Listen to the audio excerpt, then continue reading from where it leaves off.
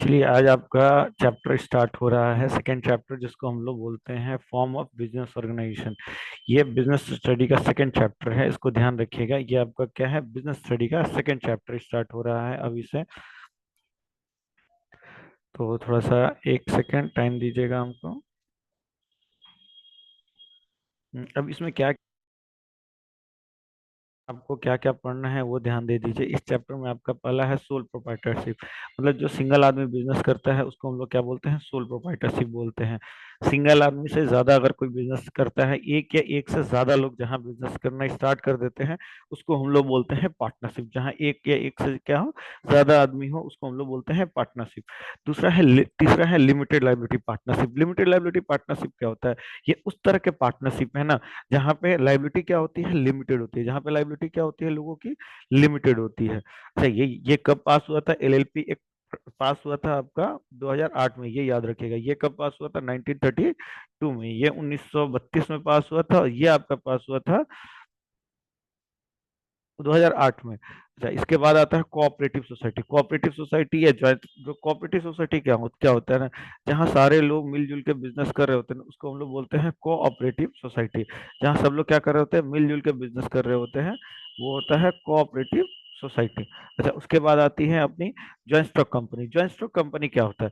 Joint stock company उस तरह के, जॉइंट स्टॉक कंपनी को बोल सकते हैं हम, उस तरह की ये कंपनियां हैं जहाँ बहुत सारे लोग मिलजुल के काम कर रहे होते हैं। जब कोऑपरेटिव सोसाइटी और जॉइंट कंपनी में क्या फर्क है, समझिए। कोऑपरेटिव सोसाइटी उस तरह की सोसाइटी होती है ना, जिसमें से, देखिए, ये आपका सब आपको दिखा दे रहे हैं, ये आपका सारा हेडिंग है, ये सब सारी चीजें, पूरा चैप्टर पढ़ना है। ये आपको 8 पेज का चैप्टर है, 10-15 मिनट में खत्म हो जाएगा, ये ध्यान देते रहिएगा।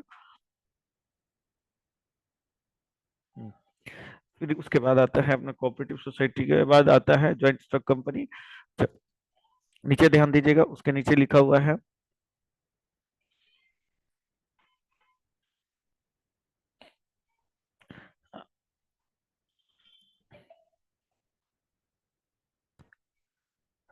हाँ, कोऑपरेटिव सोसाइटी हो गया, जॉइंट स्टॉक कंपनी हो गया। अब आपका आता है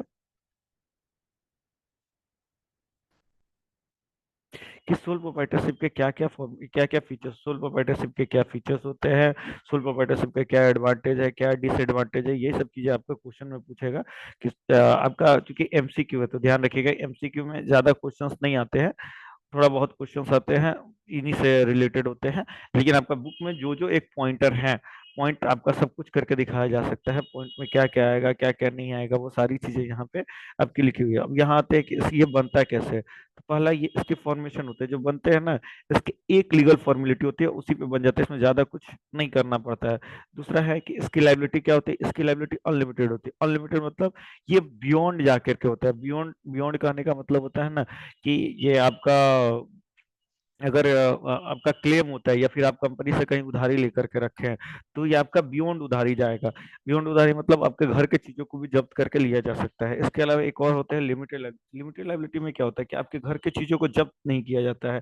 आपकी घर की चीजें आपके घर में ही रहती है, लेकिन जहां अनलिमिटेड लाइबिलिटी होता है, अगर ज्यादा रिस्क हुआ तो आपके घर की चीजों को जब्त कर लिया जाएगा। उसके बाद आता है सोल रिस्क। मतलब इसमें जो रिस्क होता है ना, वो सिंगल होता है। जो रिस्क लेता है वो सिंगल आदमी होता है। उसके कंट्रोल, सिंगल आदमी इसको कंट्रोल भी करता है। अच्छा, इसके नो सेपरेट लीगलिटी, मतलब इसमें बिजनेस और ऑनर अलग अलग नहीं होते हैं। आगे जाके हम लोग कंपनी के केस में पढ़ेंगे, बिजनेस और ऑनर क्या होते हैं, अलग अलग होते हैं।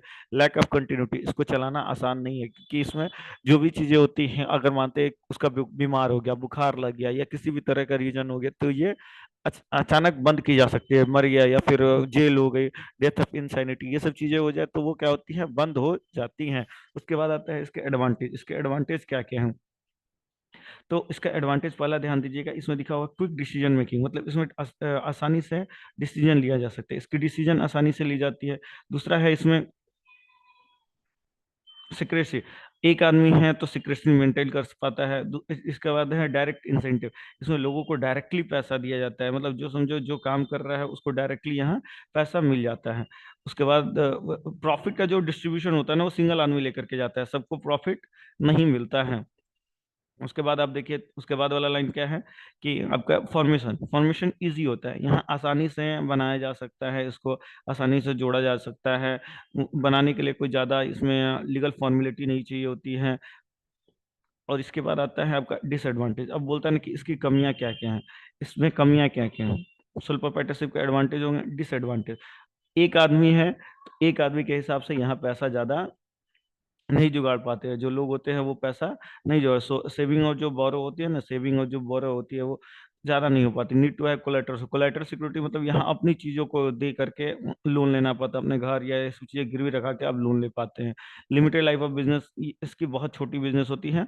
बहुत छोटी मतलब ये डिपेंड करता है कि कितना समय तक ऑनर इसको चला पाता है। ऐसा नहीं कि इस तरह के बिजनेस नहीं चलते, बहुत सारे लोग इस तरह के बिजनेस चलाते हैं। अच्छा, अनलिमिटेड लाइबिलिटी। अनलिमिटेड कहने का मतलब क्या है कि यहाँ पे जो भी चीजें होती हैं, अगर कोई आदमी है उसका लाइबिलिटी अनलिमिटेड है, तो इसका मतलब घर की चीजों को भी क्लेम या उधारी पे ली जा सकती है। उसके बाद आता है लिमिटेड मैनेजरियल एबिलिटी। यहाँ पे लोगों का जो मैनेजरियल होता है, क्योंकि सिंगल आदमी ही सिर्फ मैनेज कर रहा होता है, तो उसकी अपनी लिमिटेड होती है, वो दूसरे लोगों को पर जल्दी जा नहीं सकता या दूसरे लोगों इसमें उतना मदद नहीं कर पाते हैं, तो इसकी लिमिटेड होती है। पार्टनरशिप कब पास हुआ था? 1932 में, ये याद रखिएगा। दूसरा, पार्टनरशिप क्या होता है ना, जहाँ रिलेशन होते हैं कितने आदमी के बीच में, यहाँ मिनिमम कितने आदमी होने चाहिए? दो या दो से ज्यादा पर्सन। कितने आदमी होने चाहिए? टू और मोर पर्सन, दो या दो से ज्यादा आदमी यहाँ होने चाहिए। दो या दो से ज्यादा आदमी होंगे ना, तभी जाके ये क्या हो पाएगी आपकी, इस तरह की ये बिजनेस हो पाएगी। ठीक है, देखिए नीचे लिखा होगा, सब सब नीचे जितनी सारी चीजें हम लोग पढ़े हैं सब लिखा होगा। अच्छा, इसके बाद इसमें जहां दो आदमी से दो से ज्यादा आदमी होते हैं, वहीं पे क्या होना स्टार्ट हो जाता है, वहीं पे आपका एग्रीमेंट या फिर जो भी चीजें होती हैं, एग्रीमेंट स्टार्ट हो जाता है। एग्रीमेंट दो तरह का होता है, याद रखिएगा। एक होता है ओरल एग्रीमेंट, एक होता है रिटन एग्रीमेंट। दोनों चीजें वैलिड मानी जाती है। पार्टनरशिप के लिए ओरल एग्रीमेंट भी वैलिड है और रिटन एग्रीमेंट भी वैलिड है। तीसरा आता है चौथा है business carried on by all और any of them acting for all. इसका मतलब क्या हो गया कि बिजनेस कोई भी चला है, कोई भी करे, कोई भी यहाँ काम लेकर के आए, उसके बिहाफ में काम तो सबको ही करना पड़ेगा। काम कोई भी लेकर के आए, सबको मिलजुल के यहाँ पे काम करने पड़ेंगे। उसके बाद आता है अपना कि इसके क्या क्या फीचर्स हो सकते हैं। पहला कि फॉर्मेशन, इसको बनाया कैसे जाता है? इसको लिमिटेड लाइबिलिटी पार्टनरशिप है, इसको बनाया जाता है 1932 एक्ट के हिसाब से। ये 1932 एक्ट के हिसाब से इसको बनाई गई है।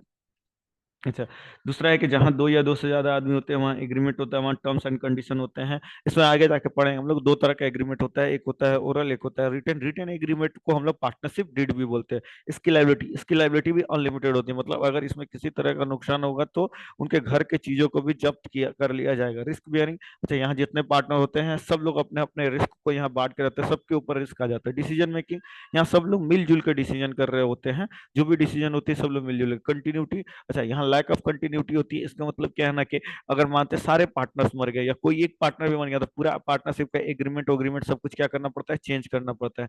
मेंबर, मिनिमम दो मेंबर है, मैक्सिमम आपके होते हैं 50 मेंबर। मैक्सिमम मेंबर्स का जो रूल्स या मैक्सिमम मेंबर जहां दिए हो वो कंपनी एक्ट 2013 और रूल 2014 में लिखा हुआ है। म्यूचुअल एजेंसी का मतलब क्या होता है? प्रिंसिपल एज वेल एजेंट, मतलब जो सभी आदमी प्रिंसिपल और एक साथ एजेंट भी हैं, कोई भी काम लेकर के आएगा उनको सबको मिलजुल के काम को करना पड़ेगा। उसके बाद आता है कि इसका एडवांटेज क्या है। यहाँ पे चूंकि ज्यादा आदमी है तो आसानी से यहाँ पैसा इकट्ठा किया जा सकता है। ईज ऑफ डूइंग बिजनेस है, रजिस्ट्रेशन ज्यादा होता नहीं, रजिस्ट्रेशन कोई कंपलसरी भी नहीं है। Balance decision making, balance decision making के यहाँ पे अगर समझिए एक आदमी कोई डिसीजन ले रहा तो हो सकता है उसमें गलत भेजा, लेकिन यहाँ दो चार लोग मिलजुल कर डिसीजन ले रहे तो डिसीजन आसानी से हो जाती है। मोर फंड, ऑल कैपिटल कंट्रोल, मतलब यहाँ ज्यादा लोग होते हैं, जितने ज्यादा लोग होते हैं उतने ज्यादा यहाँ फंड इकट्ठा होते रहते हैं। शेयरिंग ऑफ, जितने भी रिस्क होते हैं ना लोग अपने बीच में क्या कर लेते हैं? बांट लेते हैं। सिक्रेसी, यहाँ लोग अपनी चीजों को सीक्रेट मेंटेन नहीं कर पाते। रीजन क्या होता है? जहां समझिए दो या दो से चार आदमी हो गए, वहां पे ये बात बाहर जानी लाजमी से हो जाती है। लोग एक दूसरे पर क्लेम करने लगते हैं या लोग एक दूसरे के बारे में यहाँ बोलना स्टार्ट कर देते हैं। अच्छा, उसके बाद आता है कि इस पार्टनरशिप में डिसएडवांटेज क्या है। लिमिटेड रिसोर्स, मतलब समझिए कि इसमें बहुत ज्यादा कंपनी की तरफ बहुत लोग नहीं जुड़े होते हैं। हाँ, ये सोल प्रोप्राइटरशिप से अच्छा होता है, लेकिन कंपनी के बिहाफ में थोड़ा खराब होता है पैसों का मामला में, क्योंकि यहाँ ज्यादा लोग पैसा नहीं इकट्ठा कर दिया हुआ है कि इसमें कितने मिनिमम मैक्सिमम मेंबर हो सकते हैं? 50 या 100? 100 होता है, 50 50 मेंबर होते हैं इसमें। जब ये नॉन बैंकिंग है, अगर बैंकिंग हो जाता, बैंकिंग है तो 50 है, नॉन बैंकिंग है तो 100 मेंबर हो सकते हैं। ठीक है, नया वाला रूल देख लीजिएगा, किसी में 20 किसी में 10 भी लिखा हुआ है। अनलिमिटेड लाइबिलिटी, अच्छा मतलब यहाँ जो भी लाइबिलिटी होती है वो अनलिमिटेड होते हैं। कॉन्फ्लिक्ट, यहाँ ना दो या दो से ज्यादा आदमी हो गए तो दोनों के बीच में कॉन्फ्लिक्ट हो सकते हैं, या दोनों के बीच में लड़ाई झगड़े होते हैं। लैक ऑफ कंटिन्यूटी वैसे ही है, जैसे यहाँ डेथ, इंसैनिटी, ऐसा भी लोग मर जाते हैं तो ये इसको आगे कंटिन्यू नहीं किया जा सकता, ये आगे ये नहीं चल पाती है। अच्छा, उसके बाद दिया हुआ है पब्लिक कॉन्फिडेंस। इसमें पब्लिक कॉन्फिडेंस भी नहीं हो पाता है। रीजन क्या है कि पब्लिक की जो कॉन्फिडेंशियलिटी की चीजें होती हैं आसानी से इसमें नहीं दी जा सकती हैं। इसके बाद जो आता है डिसएडवांटेज। अब बताइए कि इसके डिसएडवांटेज, पार्टनरशिप डीड क्या होता है। पार्टनरशिप डीड एक रिटेन एग्रीमेंट है, एक स्टैम्प पेपर होता है जिसको पार्टनरशिप डीड बोलते हैं। ये पब्लिक डॉक्यूमेंट नहीं होता है। जैसे समझिए कि पब्लिक का अगर डॉक्यूमेंट होता है ना, कंपनी में जाके बोलेंगे प्रोस्पेक्टस, वो एक पब्लिक डॉक्यूमेंट है, लोगों के बीच में दी जाती है। लेकिन पार्टनरशिप डीड सिर्फ पार्टनर्स के बीच में रहती है, उन्हीं को सिर्फ पता होता है कि उसमें क्या करना है क्या नहीं करना है। और पार्टनरशिप डीड को एक और नाम से जाना जाता है जिसको हम लोग बोलते हैं आर्टिकल्स ऑफ पार्टनरशिप, ये याद रखिएगा सर। अब आते हैं टाइप्स ऑफ पार्टनरशिप। पार्टनरशिप में दो तीन तरह के पार्टनरशिप होते हैं। पहला एक ड्यूरेशन के हिसाब से हो गया, टर्म मतलब ड्यूरेशन के हिसाब से कितने समय तक के लिए होता है। और दूसरा होता है लाइबिलिटी के हिसाब से, मतलब पार्टनर्स का क्या लाइबिलिटी हो सकता है। ड्यूरेशन के हिसाब से पहला है partnership at will. Partnership at will मतलब जब तक मेरी इच्छा होगी तब तक पार्टनरशिप चलाएंगे, जिस दिन मेरी इच्छा खत्म होगी उसी दिन हम पार्टनरशिप बंद कर देंगे।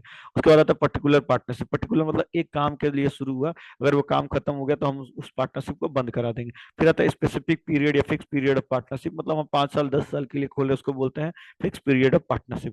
लाइबिलिटी के हिसाब से दो तरह का पार्टनरशिप होता है, एक होता है जनरल पार्टनरशिप, एक होता है लिमिटेड पार्टनरशिप। अब जनरल पार्टनरशिप वो होता है जिसमें सारे पार्टनर्स के लाइबिलिटी क्या होते हैं, अनलिमिटेड होते हैं। लिमिटेड पार्टनरशिप का होता है जहां सारे पार्टनर्स के लाइबिलिटी क्या होते हैं, लिमिटेड होते हैं। लिमिटेड करने का मतलब क्या है कि यहाँ पे उनको अब जो भी चीजें, जो भी नुकसान होगा घर से आकर के नहीं देना पड़ेगा, जो अनलिमिटेड वाला है उसको ही देना पड़ेगा। अच्छा, लिमिटेड वाला में जो पार्टनरशिप होता है ये इसको हम लोग एलएलपी भी बोलेंगे, यहाँ रजिस्ट्रेशन कराना कंपलसरी होता है, ये याद रखिए।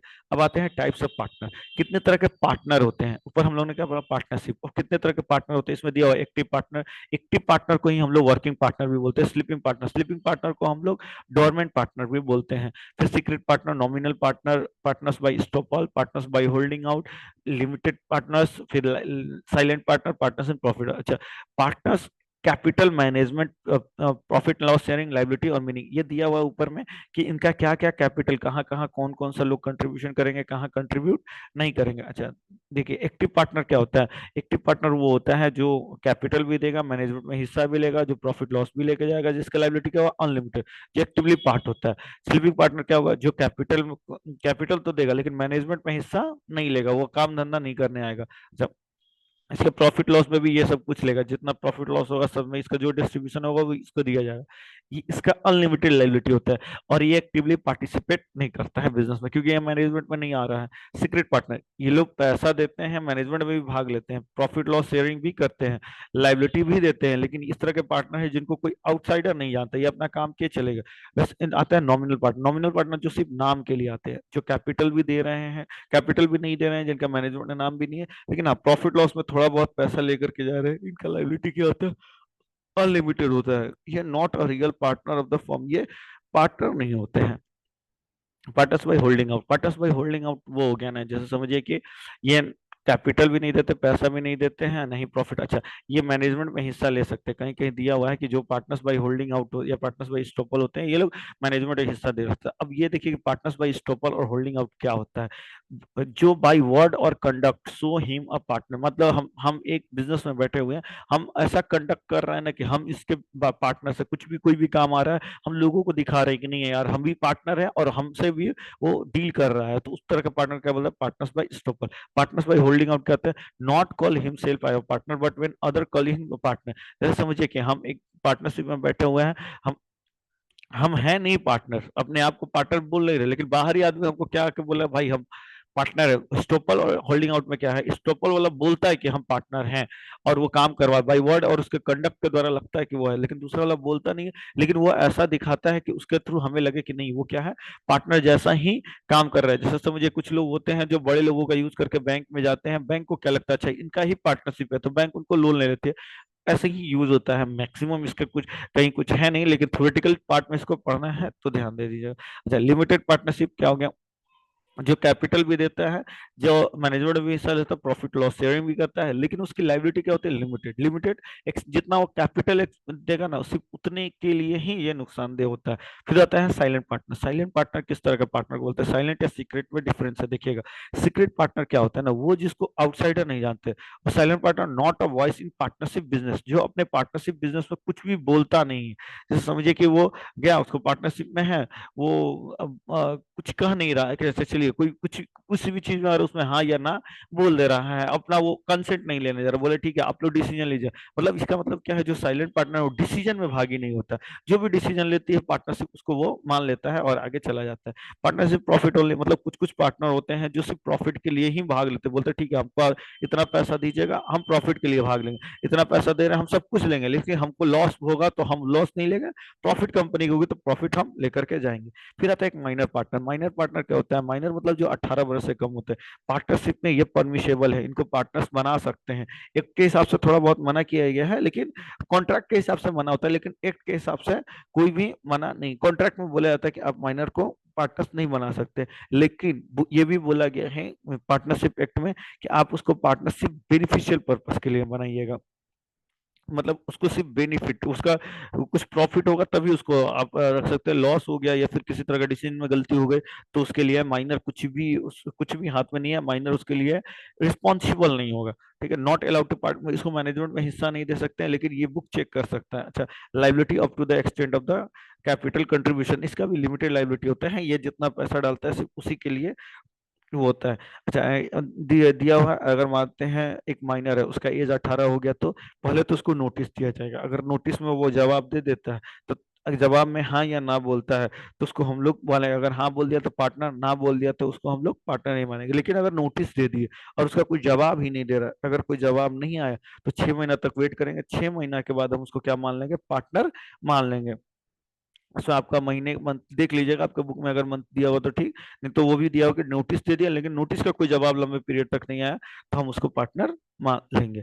फिर आता है पार्टनरशिप का रजिस्ट्रेशन कैसे होता है। पार्टनरशिप का ऐसे रजिस्ट्रेशन तो कंपलसरी नहीं, कि रजिस्ट्रेशन कराएगा तो करना क्या पड़ेगा, पहले तो आपको एक रजिस्ट्रेशन बनाना पड़ेगा, अप्लीकेशन सबमिट करना पड़ेगा, प्रेस्क्राइब फॉर्म बनाना पड़ेगा डॉक्यूमेंट की तरह। उसका एक फीस होगा, उसको जा करके जमा करना पड़ेगा। उसमें सब कुछ लिखना पड़ेगा, आपका क्या बिजनेस है, या बिजनेस का नाम क्या है, आपका ऑफिस क्या है, उसका एड्रेस क्या है, कितने पार्टनर्स में ज्वाइंट हुए हैं, क्या उनका नाम है, कितना एड्रेस, सब कुछ लिखना पड़ेगा। तब जाके उसमें असाइनिंग होगा और जितने भी पार्टनर होंगे उनको पार्टनर के बिहाफ में ये चीजें रखी जाएंगी। जो भी पार्टनर होंगे वो पार्टनरशिप बन सकते हैं या रजिस्ट्रेशन हो सकता है उनका, जब सबका क्या हो, साइन हो उसमें। अगर किसी एक का भी साइन नहीं होता तो हम उसको पार्टनरशिप नहीं मानेंगे, वापस से सारे डीड और डॉक्यूमेंट बनाने पड़ेंगे। अच्छा, आता है इसके बाद इफ नॉट रजिस्टर, अगर मानते हैं रजिस्ट्रेशन नहीं करा है तो उसको क्या क्या होगा। अगर रजिस्ट्रेशन नहीं करा तो आप पार्टनरशिप चला सकते हैं, पर आपको नुकसान क्या होगा कि आप किसी भी थर्ड पार्टी पे क्लेम नहीं कर सकते हैं, और ना ही आप ना ही आप किसी पार्टनर पे कुछ भी क्लेम कर सकते हैं, और ना ही फॉर्म किसी और पे कर सकता है। ना पार्टनर किसी पे केस कर सकता है, ना फॉर्म किसी पे केस कर सकता है। समझ आ रहा है? Not to file suit against each other, मानते हैं दो पार्टनर में कंफ्लिक्ट लड़ाई हुई तो भी एक दूसरे पे दोनों केस नहीं कर सकते हैं। अच्छा, मानते हैं कोई क्लेम हो गया, कोई थर्ड पार्टी ने क्लेम कर दिया, या फिर आपने किसी थर्ड पार्टी पे क्लेम किया है या कुछ भी, अगर आप तो ऐसे केस भी नहीं कर सकते, लेकिन आपने क्लेम भी किया ना तो मैक्सिमम 100 रुपया तक का आपका एक्सटेंशन मिल सकता है, उससे ज्यादा आपको नहीं मिलेगा। अब आते हैं लिमिटेड लायबिलिटी पार्टनरशिप। यह एक नया कॉन्सेप्ट है, 2008 में पास हुआ था। आपका में HUF बोल के था, उसकी जगह पे हटके अब लिमिटेड लायबिलिटी पार्टनरशिप हो गया वेस्ट बंगाल बोर्ड में। अभी भी CBSE ICSE बोर्ड में HUF अपनी जगह पे है, और HUF अभी भी कराया जाता है। अच्छा, अब आते हैं कि ये लिमिटेड लायबिलिटी पार्टनरशिप क्या होता है। पहला तो इनका रजिस्ट्रेशन कंपलसरी होता है। दूसरा है extend to the capital contribution, मतलब जितना इन्होंने लगाया है उतने के लिए, जितना पैसा लगाया है सिर्फ उतने के लिए लायबल होंगे, उससे ज्यादा के लिए लायबल नहीं होंगे। दो तरह के इसमें पार्टनर्स होता है। एक, अच्छा, एक पार्टनर का लायबिलिटी अनलिमिटेड होगा, और सबका क्या होगा, मिनिमम एक पार्टनर का क्या होना चाहिए, अनलिमिटेड होना चाहिए, और सबका लिमिटेड होगा। अच्छा, अनलिमिटेड करने का मतलब है ना, क्यों कोई अनलिमिटेड रखेगा? अनलिमिटेड का ना अपना बहुत ज्यादा उसमें वो होता है, हाथ होता है। अनलिमिटेड जो पार्टनर होते हैं ना, वो वो उसमें भाग लेते हैं, मैनेजमेंट को चाहे तो बदल सकते हैं, ये कुछ भी, क्योंकि वो उनका अनलिमिटेड लाइबिलिटी है, वो तो अपने हिसाब से चलाते हैं। लेकिन लिमिटेड लाइबिलिटी वाला पार्टनरशिप भी इसमें रह सकता है। बनाया किस लिए गया? 2008 के हिसाब से। कब बना? 2008 में। याद रखिएगा 1932 के एक्ट में ये कुछ इसके बारे में कुछ नहीं लिखा गया, उसके तहत बना नहीं है। हाँ, उसमें एक कॉन्सेप्ट दिया होता पहले, लिमिटेड लाइबिलिटी पार्टनर का कॉन्सेप्ट दिया था, लेकिन ये एक्ट कब बन गया? 2008 में। ठीक है, इसकी अपने सेपरेट लीगल एंटिटी होती है। मतलब पार्टनरशिप में हम लोग पढ़ क्या रहते हैं कि जहां अनलिमिटेड लाइबिलिटी होते हैं ना, वहां पे क्या होता है, सेपरेट लीगल एंटिटी का कॉन्सेप्ट खत्म होता है। जहां लिमिटेड लाइबिलिटी होती है वहीं पे सेपरेट लीगल एंटिटी आ जाता है। परपेचुअल एग्जिस्टेंस वही डेथ और इंसैनिटी पर इसका कोई फर्क नहीं पड़ता, कोई मर जाए लेकिन ये चलती रहती है, कंटिन्यू रहती है। हमारे पार्टनर मिनिमम 2 पार्टनर होते हैं, मैक्सिमम में कोई लिमिट नहीं है। मैक्सिमम इसमें कितने भी पार्टनर जुड़ सकते हैं agent. Limited partners agent but not others. जो लिमिट पार्टनर होते हैं वो एजेंट होते हैं और सब नहीं होते हैं। अच्छा, डिसएडवांटेज। अब इसका डिसएडवांटेज क्या है? इस तरह का एडवांटेज देख सकते हैं, फॉर्मेशन आसानी से बनाया जा सकता है 2008 के हिसाब से। इफिशिएंट मैनेजमेंट, चूंकि इसमें लोग जितना पैसा दिए उतने के लिए काम करते तो इफिशिएंट होता है। परपेचुअल एग्जिस्टेंस होता है, मतलब जब चाहे तब इसको बंद किया जा सकता है। क्विक डिसीजन, आसानी से इसमें डिसीजन लिया जा सकता है। इजी मोबाइल फंड, इसमें पैसा आसानी से इकट्ठा हो सकता है। डिसएडवांटेज क्या होता है? इसका कंपलसरी रजिस्ट्रेशन होता है, सिक्रेसी मेंटेनिंग होते हैं, प्रेशर वर्क का ज्यादा काम होता है। लेस क्रिएटिव वर्दीनेस, इसमें आप लाइबिलिटी जल्दी उठा नहीं सकते हैं या उधारी नहीं उठा सकते। लेस फ्लेक्सिबिलिटी, ये ज्यादा फ्लेक्सिबल नहीं होता है। अब इसके बाद आता है कोऑपरेटिव सोसाइटी। कोऑपरेटिव सोसाइटी क्या होता है ना, ये उस तरह का सोसाइटी है ना जिसमें लोग बैठ के काम कर रहे होते हैं या लोग एक ही पर्पस के लिए काम कर रहे होते हैं, उसको बोलते हैं कोऑपरेटिव सोसाइटी। ये पास हुआ था 1912 में। ये कब पास हुआ था? 1912 में। बोलता है ना कि इसमें एटलीस्ट 10 पर्सन हो सकते हैं, 10 से कम पर्सन हुए तो हम कोऑपरेटिव सोसाइटी नहीं बना सकते हैं। यहाँ रेस फ्रॉम द मेंबर, जो भी कैपिटल आता है, पैसा आता है, यहाँ मेंबर्स के द्वारा ही आता है। फीचर्स, इसको आसानी से बनाया जा सकता है। इसका लीगल स्टेटस, मतलब ये रजिस्ट्रेशन कंपलसरी होता है इसका। अच्छा, वॉलेंट्री मतलब इसमें कोई भी आसानी से आ सकता है, जा सकता है। लाइबिलिटी, इसकी लाइबिलिटी क्या होती है? लिमिटेड होती है। इसकी लाइबिलिटी क्या होती है? लिमिटेड लाइबिलिटी होती है।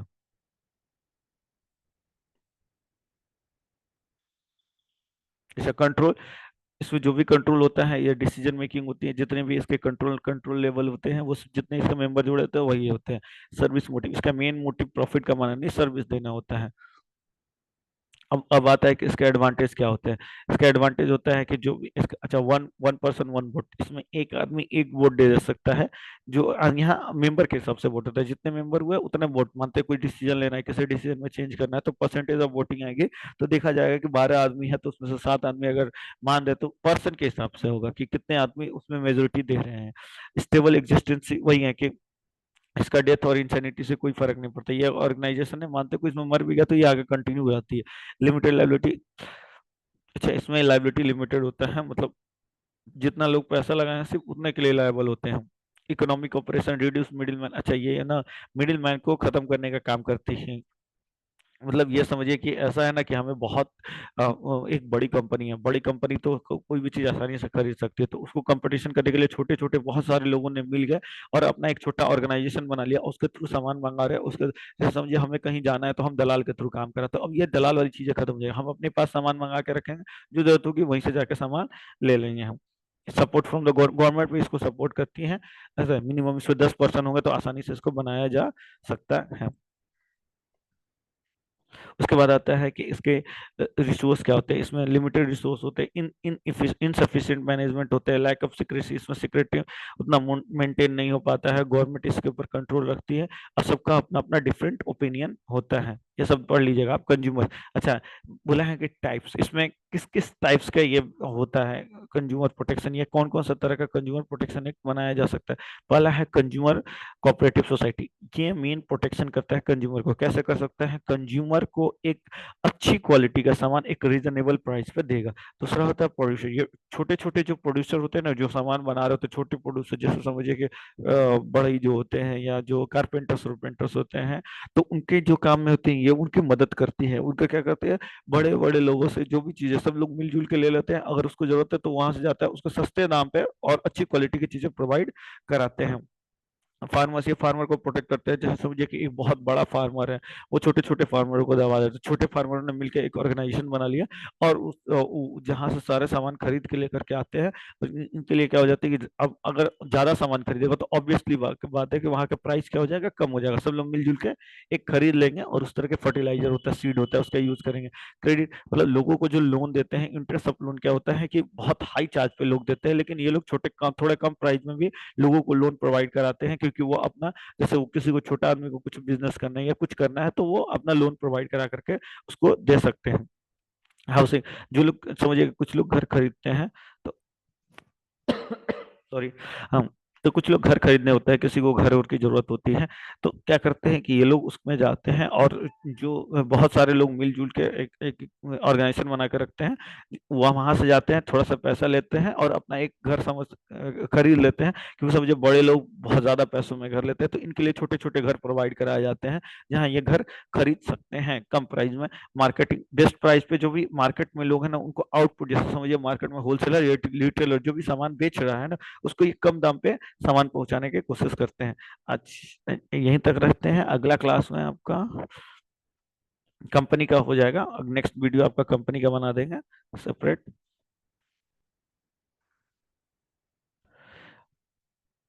इस वीडियो को देखते रहिए, आपका ये बहुत काम वाला वीडियो है, और आपके एग्जाम में आएगा, तो ध्यान रखिएगा कि जो भी इस वीडियो में पढ़ाया जा रहा है वो आपके सभी काम की चीजें हैं। और इस चैनल को लाइक शेयर और सब्सक्राइब करते रहिएगा। कुछ भी अगर दिक्कत हुई तो आप कमेंट बॉक्स में कमेंट कर सकते हैं। आज के लिए थैंक यू।